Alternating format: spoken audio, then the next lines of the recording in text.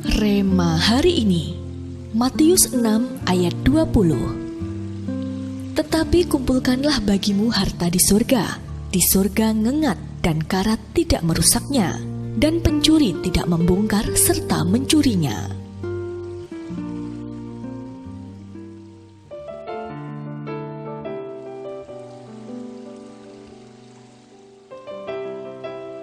Kita semua pasti tidak asing dengan kisah seorang janda di Sarfat yang mengalami mujizat luar biasa.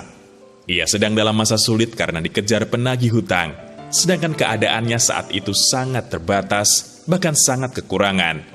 Di tengah kondisinya yang memprihatinkan, Nabi Elia justru datang menjumpainya untuk meminta minum dan makanan.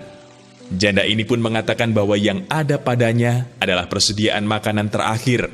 Setelah itu ia dan anaknya akan mati. Namun, janda ini tetap taat dan mendahulukan kepentingan Tuhan dengan memberikan makanan kepada Nabi Elia. Setelah itu, bukannya habis, tepung dalam tempayannya tidak pernah kosong, dan minyak yang ada di dalam buli-bulinya tidak pernah berkurang sampai masa kelaparan itu berlalu. Kisah janda dari Sarfat ini tidak dimulai setelah perjumpaannya dengan Nabi Elia. Namun jauh sebelum itu, Tuhan sudah melihat bagaimana kehidupannya selama ini, sehingga ia dipilih oleh Tuhan untuk menolong Nabi Elia. 1 Raja-Raja pasal 17 ayat yang ke-9. Jika kita merenungkan mengapa Tuhan tidak menolong Elia melalui orang lain yang keadaannya jauh lebih baik daripada janda yang kondisinya sendiri pun sedang berada di ujung tanduk, itu karena Tuhan tahu bahwa prinsip tabur tuai adalah sebuah kebenaran. Tujuan Tuhan memerintahkan Elia mendatangi janda itu bukan semata-mata agar mendapatkan makanan, tetapi supaya Tuhan bisa menumbuhkan benih yang sudah ditaburkan oleh janda itu kepada Elia. Oleh sebab itu, mulailah berani untuk percaya sepenuhnya kepada rencana dan perintah Tuhan, karena Tuhan tidak akan pernah mengecewakan kita. Salah satunya dalam hal menabur, terlebih menabur untuk pekerjaan Tuhan. Melalui kisah janda di Sarfat, kita belajar ketika kita memberi persembahan bagi Tuhan, itu adalah kesempatan bagi kita untuk menabur demi memperluas kerajaan Allah dan mengumpulkan harta di surga.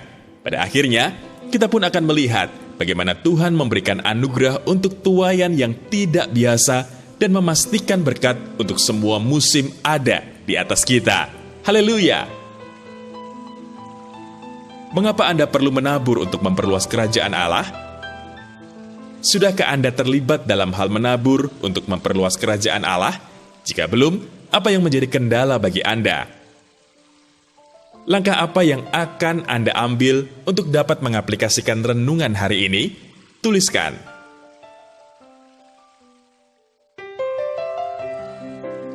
Tuhan Yesus, terima kasih atas kehidupan dan berkat dalam segala musim yang sudah Engkau berikan atas setiap kami.